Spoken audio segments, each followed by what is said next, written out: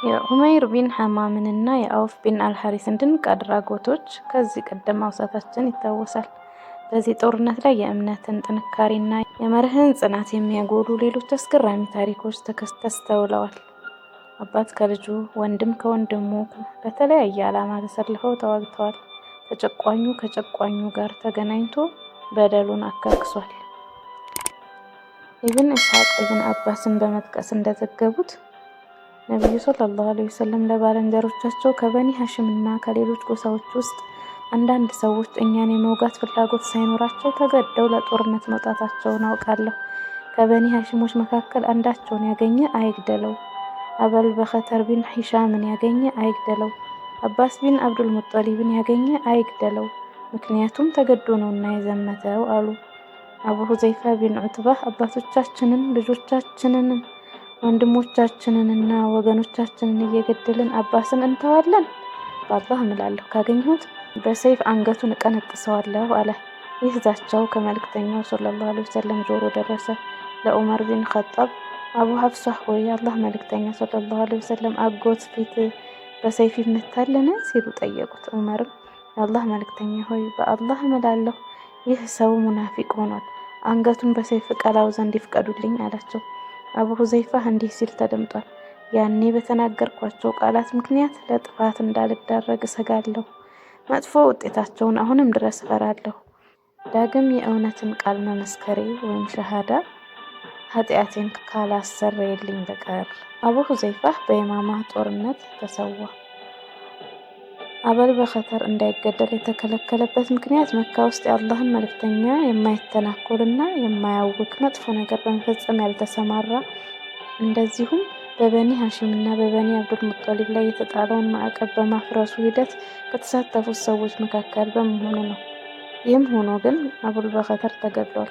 ይህም የሆነው መጅዘር ቢን ዘያድ አልበለዊ ከውጊያ መሃል ከባልንጀራው ጋር አገኛቸውና አበል በኸተር ሆይ የአላህ መልእክተኛ ሰለላሁ ዐለይሂ ወሰለም እንዳንገድልህ አዘውናል አለው። ባልንጀራዬንስ ሲል ጠየቀ። እርሱንስ በአላህ እምላለሁ አንተወውም አለው። አበል በኸተሪም እንግዲያውስ ከእርሱ ጋር አብሬ እሞታለሁ በማለት ተዋጋ። መጅዘር ሊገድለው ተገደደ። አብዱራህማን ቢን አውፍ እና ኡመያ ቢን ኸለፍ በቅድመ ኢስላም የመሀይምነት ዘመን መካ ውስጥ ጓደኛሞች ነበሩ። የበድር ዕለት አብዱራህማን ባጠገቡ አለፈ። ከልጁ ከአሊ ቢን ኡመያህ ጋር እጁን ይዞ ቆሞ ነበር። አብዱራህማን የማረካቸውን ጥሩራዎች ተሸክሟል። ሲያየው ከእኔ ጉዳይ የለህምን? ከያዝካቸው ጥሩራዎች እኔ እበልጣለሁ። እንደ ዛሬ አይነት ቀን አይቼ አላውቅም። ወተት አትፈልግምን? አለው። ለማረከኝ ሰው በርካታ ወተታማ ግመሎች ሰጥቼ ራሴን ነፃ አደርጋለሁ ማለቱ ነው። አብዱራህማን ይዟቸው ይሄድ ጀመር። ያኔ የሆነውን እንዲህ ሲል አውርቷል። በኡመያ ቢን ኸለፍ እና በልጁ መሃል ሆኜ በመሄድ ላይ እያለሁ የአሞራ ላባ ከደረቱ ላይ ሰክቶ ይዋጋ የነበረው ማን ነው ሲል ጠየቀኝ። ሐምዛ ቢን አብዱል ሙጠሊብ ነው አልኩት። ዛሬ ጉድ ያደረገን እርሱ ነው አለኝ። መንገድ ላይ ቢላል አየን። ኡመያ መካ ውስጥ ያሰቃየው ነበር። ኡመያ የክህደት አባት፣ እኔ ሞቼ ካልሆነ ዛሬ አትድንም አለ። ምርኮኛዬ ነው አልኩት። እኔ ሞቼ ካልሆነ እርሱ አይድንም አለ። አትሰማኝምን አልኩት። እኔ ሞቼ ካልሆነ እርሱ አይድንም አለኝ። የአላህ ረዳቶች ወይ የክህደት አባት ኡመያ ቢን ኸለፍ ይኸውና፣ እኔ ሞቼ ካልሆነ እርሱ አይድንም ሲል ጮኸ። ዙሪያውን ከበው አጠቁን። የአቅሜን ያህል ለመከላከል ሞከርኩ። አንደኛው የልጁን እግር ሲመታው ልጁ ወደቀ። በዚህ ጊዜ ኡመያ ሰምቼው የማላውቀው አይነት ጩኸት አሰማ። ራስህን አድን፣ የሚያድንህ የለም፣ በአላህ እምላለሁ እኔም ላድንህ አልችልም አልኩት። በሰይፋቸው ተረባረቡባቸው። ቢላልን አላህ ይዘንለት፣ ጥሩራዎቼ ከንቱ ቀሩ፣ ምርኮኞቼንም ገደለብኝ። ቡኻሪ ባሰፈሩት ዘገባ እንደተወሳው አብዱራህማን ቢን አውፍ ለኡመያ ተንበርከክ አለው። ተንበረከከ፣ ከበላዩ ወደቀበት። ከስር በሰይፍ መተው ገደሉት። አብዱራህማን ቢን አውፍ እግርም ተመታ። የዚያን ቀን ዑመር ቢን አልኸጣብ አጎታቸውን አስ ቢን ሂሻም ቢን ሙጊራህን ገደሉ።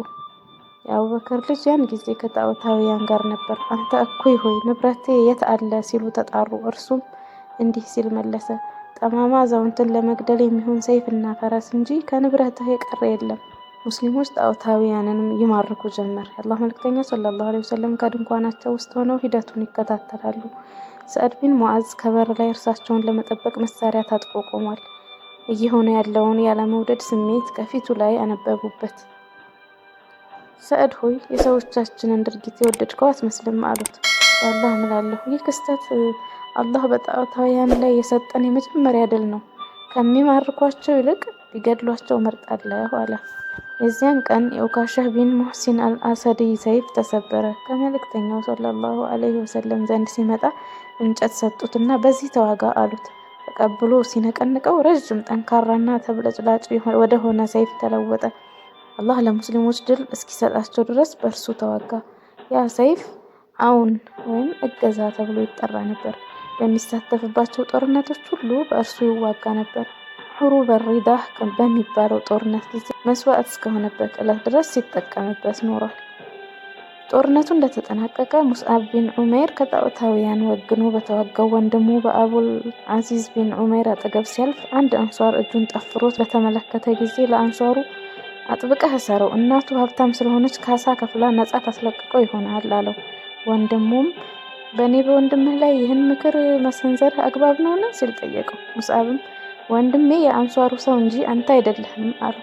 የጣዖታውያን ሬሳ ጉድጓድ ውስጥ እንዲወረወር የአላህ መልእክተኛ ሰለላሁ ዐለይሂ ወሰለም አዘዙ። የኡትባህ ቢን ረቢአህ ሬሳ ወደ ጉድጓድ ሊወረወር በሚጎተት ጊዜ ልጁ አቡ ሁዘይፋ ፊቱ በሀዘን ጠቁሮ የአላህ መልእክተኛ ሰለላሁ ዐለይሂ ወሰለም ሲመለከቱ አቡ ሁዘይፋ ሆይ በአባትህ ሁኔታ የተከፋህ ትመስላለህ አሉት። እርሱም አላህ መልእክተኛ ሆይ በአላህ እምላለሁ በመገደሉ አልተከፋሁም፣ ግና ብልህና ጥሩ ሰው ስለነበር ይህ ባህሪው ወደ ቅን ጎዳና እንደሚመራው ተስፋ አደርግ ነበር። ይህ ሳይሆን ቀርቶ በክህደት ላይ እንዳለ መሞቱ ሲታሰበኝ ጥልቅ ሀዘን ተሰማኝ አላቸው። መልእክተኛው ሰለላሁ ዐለይሂ ወሰለም መልካም ዕድል እንዲገጥመው ዱዓ አደረጉለት፣ አጽናኑትም። ጦርነቱ በጣዖታውያን ከባድ ሽንፈት፣ በሙስሊሞች አንጸባራቂ ድል ተደመደመ።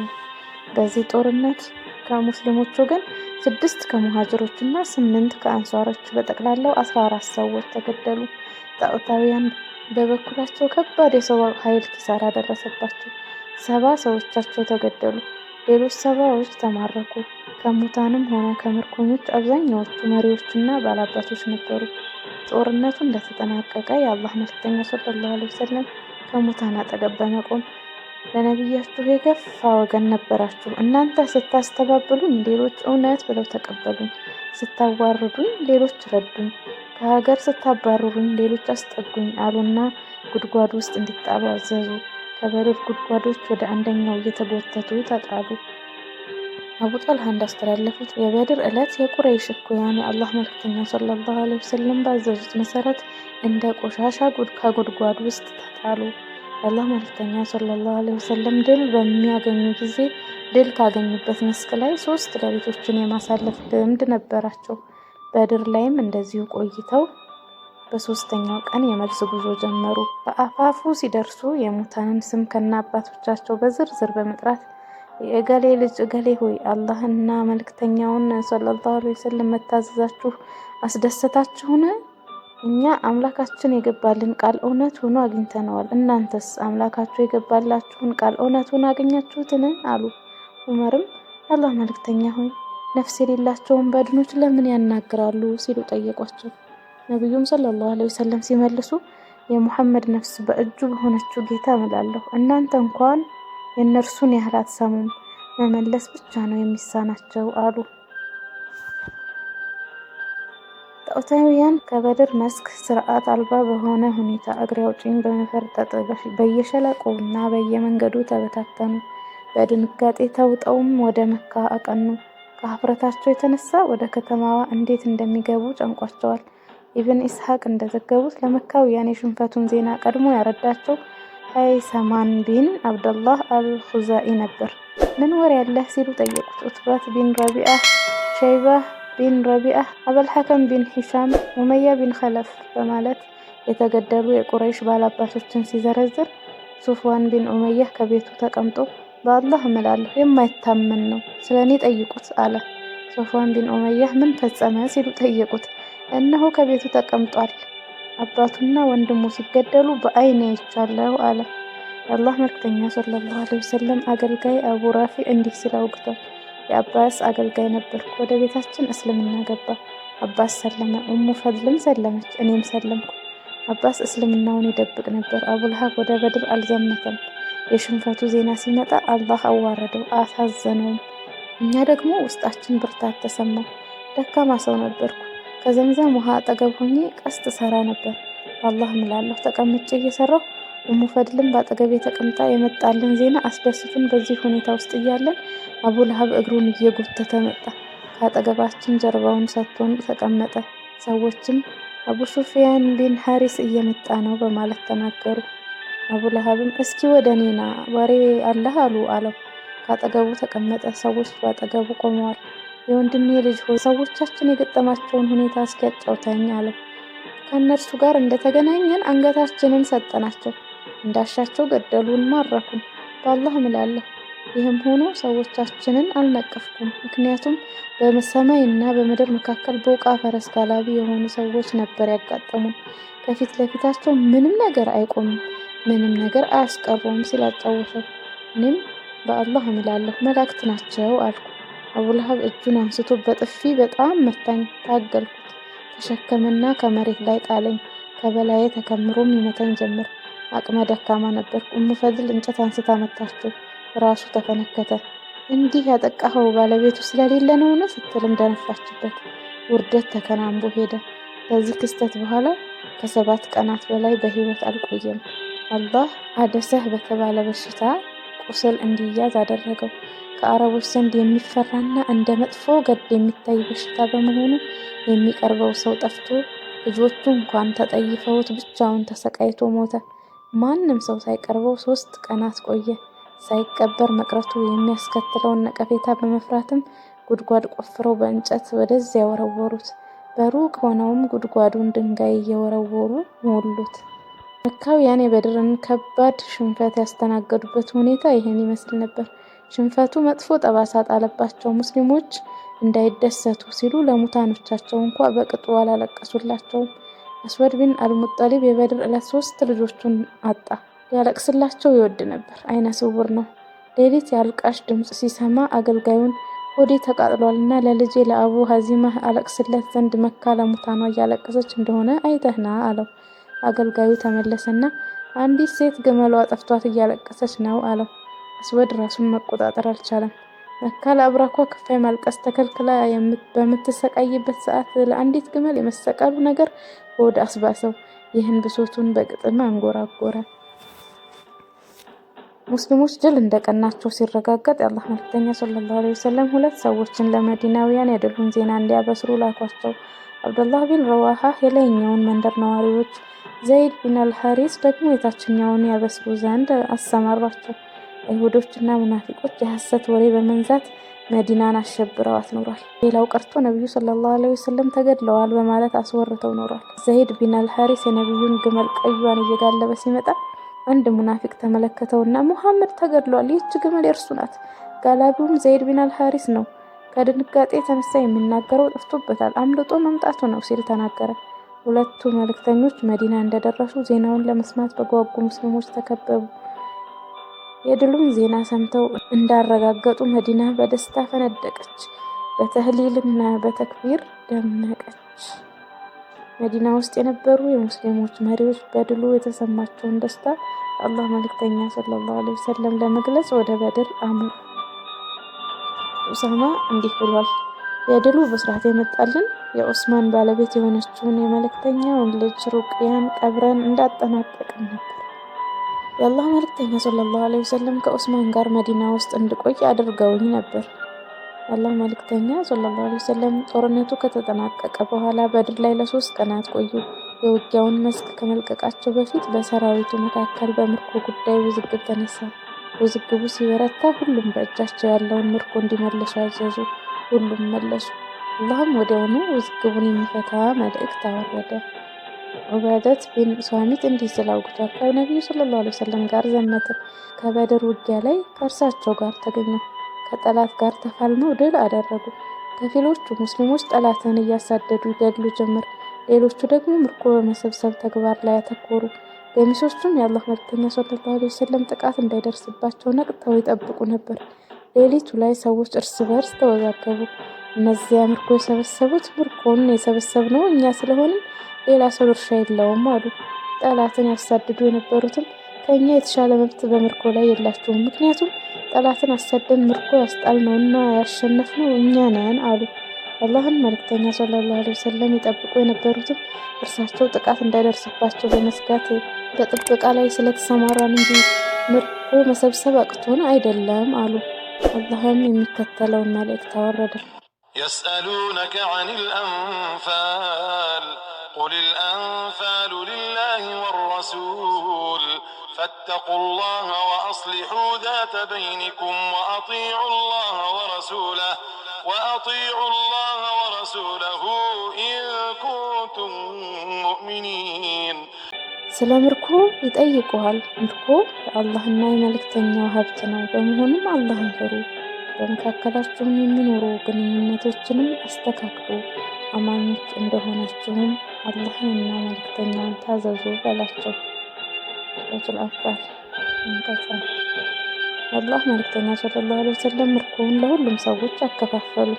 አላህ መልእክተኛ ሰለላሁ ዐለይሂ ወሰለም በድር ላይ 3 ቀናት ካሳለፉ በኋላ ሰራዊታቸውን ይዘው ምርኮኞችን አስከትለውና ከጣዖታውያን የተገኘውን ምርኮ ይዘው ወደ መዲና ተንቀሳቀሱ።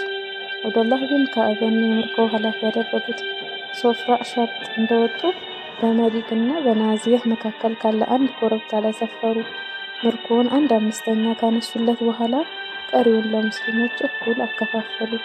ሶፍራ ሲደርሱ ናድር ቢን አልሐሪስ እንዲገደል አዘዙ።